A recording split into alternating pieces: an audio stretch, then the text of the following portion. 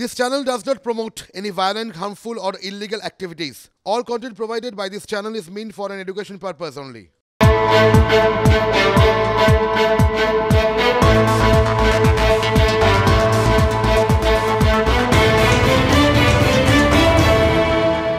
নমস্কার, আপনারা দেখছেন টিভি9 বাংলা। বাছাই নয়নি, আমি শুভজিৎ রয়েছি আপনাদের সঙ্গে।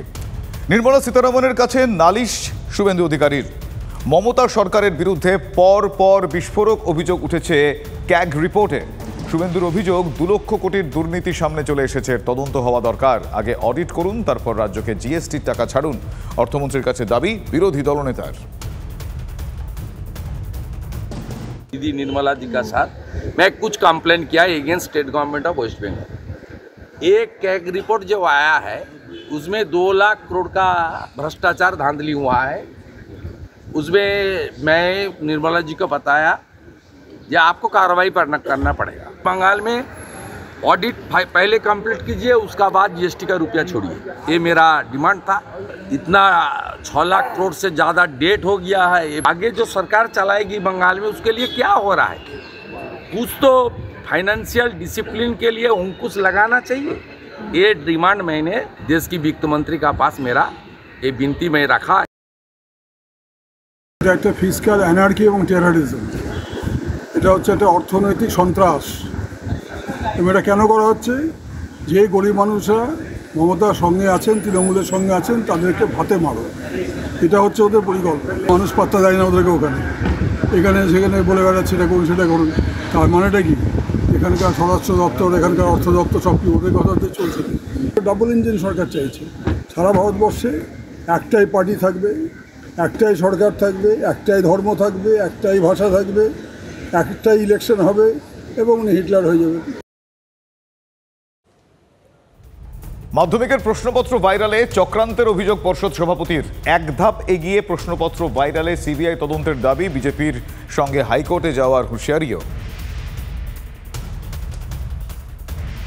অযথা মেলাইন করার জন্য এটা দীর্ঘদিনের এই প্র্যাকটিস।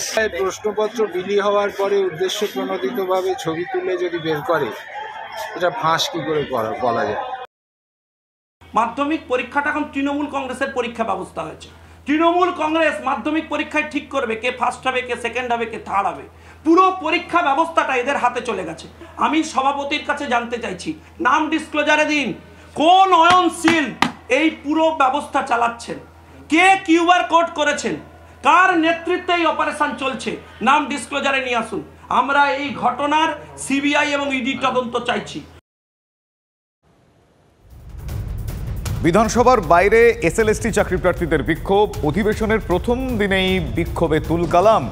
নিয়োগের দাবিতে রাস্তায় শুয়ে তারা প্রতিবাদ করলেন। টেনে হিঁচড়ে প্রিজন ভ্যানে তোলা হয় আন্দোলনকারীদের।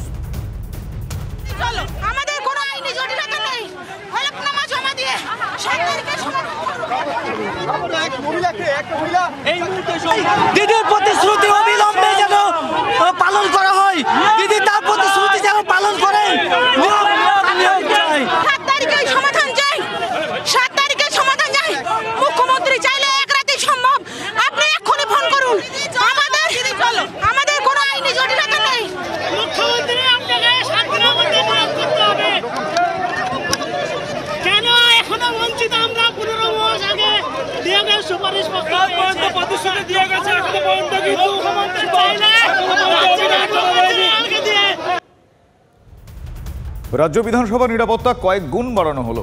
সংসদে স্মোক কাণ্ডের জেরে বিধানসভা নিরাপত্তা অনেকাংশেই বাড়ল। বিধায়ক কর্মী সবাইকে এবার পরিচয়পত্র দেখিয়ে ঢুকতে হবে। বিধানসভার স্টিকার ছাড়া বিধায়কদের গাড়ি ভেতরে নয়।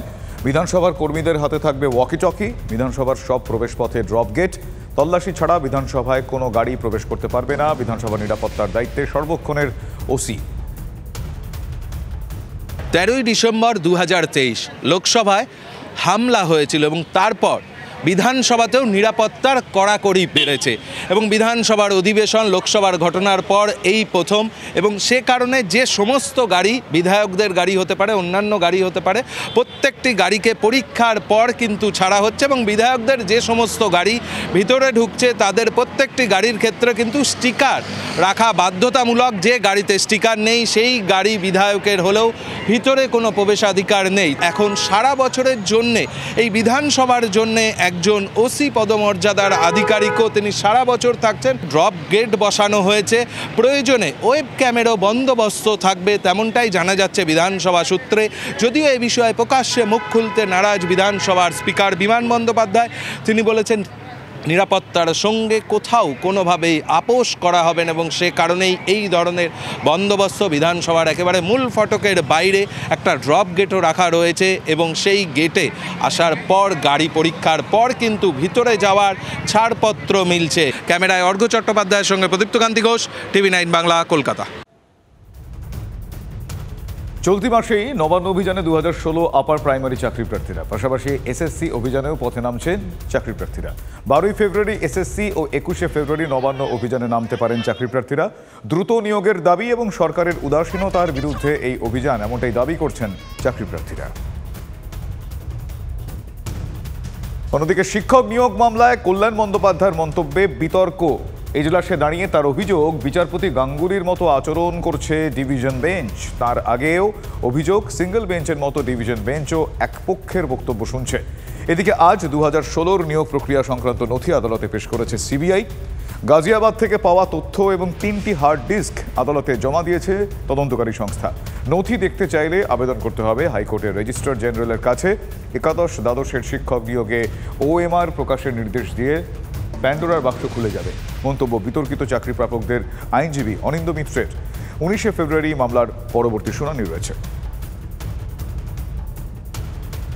জাল সার্টিফিকেট চক্রে আবারও শিরোনামে চলে আসলো মালদা জেলা। শাসক নেতার দিকেই অভিযোগের আঙুল উঠছে। এবার জাল মৃত্যু সার্টিফিকেট, জাল দলিল বের করে অন্যের জমি অবাধে বিক্রির অভিযোগ। জমি ও ভূমি সংস্কার দফতরে গিয়ে নিজের জমির রেকর্ড দেখতে গিয়ে চক্ষু ছানা বড়া হয়ে গিয়েছে জমি মালিকের। থানা BLRO দফতরে অভিযোগ দায়ের করেছেন তিনি। মালদার হরিশ্চন্দ্রপুরে এই ঘটনায় খুব স্বাভাবিকভাবেই চাঞ্চল্য ছড়িয়েছে। অভিযোগ অস্বীকার করেছে তৃণমূল কংগ্রেস। 2015 সালে ওমপ্রকাশ যাদবের কাছ থেকে 15 শতক জমি কিনে নিলাম। এবার আমি কোনো কারণবশত আমি রেকর্ড করতে করিনি।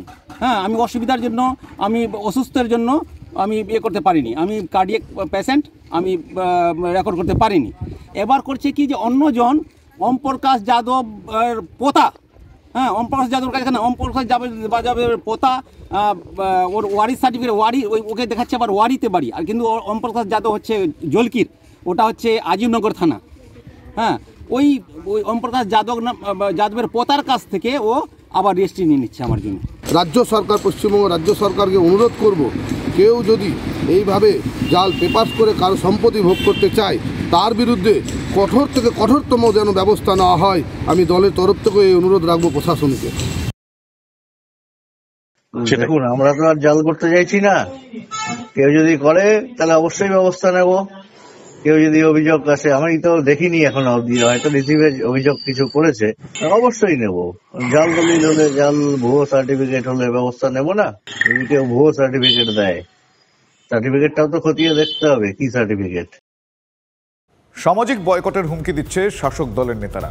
ভিডিও ভাইরালে শোরগোল গোঘাটের মাঝডিহা এলাকায়। বাড়ি তৈরি নিয়ে বিবাদ থেকে বচসা, তারপরেই সামাজিক বয়কটের হুমকি মিলছে বলে অভিযোগ উঠছে। তৃণমূল অঞ্চল সভাপতি তার দিকে ওঠা অভিযোগ অস্বীকার করেছেন। দায় এড়ানোর চেষ্টা করছেন তৃণমূলের ব্লক সভাপতি, যদিও এই নিয়ে সরব হয়েছে বিজেপি। হুমকি দিচ্ছে যে তুমি যে ছাড়টা দিয়ে রেখেছো, ওই ছাড়ের মধ্যে রাস্তা তৈরি করব, দখল করব। রুলিং পার্টি তাদেরকে নিয়ে আসছে, তাদেরকে নিয়ে এসে আমাদেরকে হুমকি দিচ্ছে যে তোমাদের রাস্তা বন্ধ করে দেবো, বাড়ি থেকে বেরোতে দেবো না, রাস্তা দিতে হবে। এইসব কথা সশৈব মিথ্যা। এটাকে বহুদিন ধরে বহুভাবে আটকে রেখেছে। 3 ফুট, আমরা একটা কথাই বলেছি, একটাই বক্তব্য আমাদের, যে আপনারা 3 ফুট চারদিক ক্লিয়ার করে রেখে কাগজটা চেয়েছেন পঞ্চায়েতের মধ্যে। পুরো ঘরটার চারদিকে কোলা গাছ লাগিয়ে দিয়েছে, পাঁচ ফেলে রেখেছে, মানে একটা সাবানটা 1 ইঞ্চি জায়গা সে ফেলে রাখে না। তৃণমূল নেতা ফুল পাওয়ারের হয়ে গেছে, বিরাট বড় নেতা হয়ে গেছে, নিজেকে মনে হচ্ছে কি রথি মহারথী মনে করছে। একজন সাধারণ মানুষ সেখানে কিছু কাজ করতে গিয়ে যদি কোনো তার সমস্যা হয়ে থাকে, তারা শাসক দলের নেতৃত্ব হয়ে লোককে একঘরে করে দিয়ে সামাজিক বয়কটের ডাক দিচ্ছে, তাদের লজ্জা লাগে না? এটা তৃণমূল দলের পক্ষেই সম্ভব, কারণ নির্লজ্জ দল তৃণমূল দল।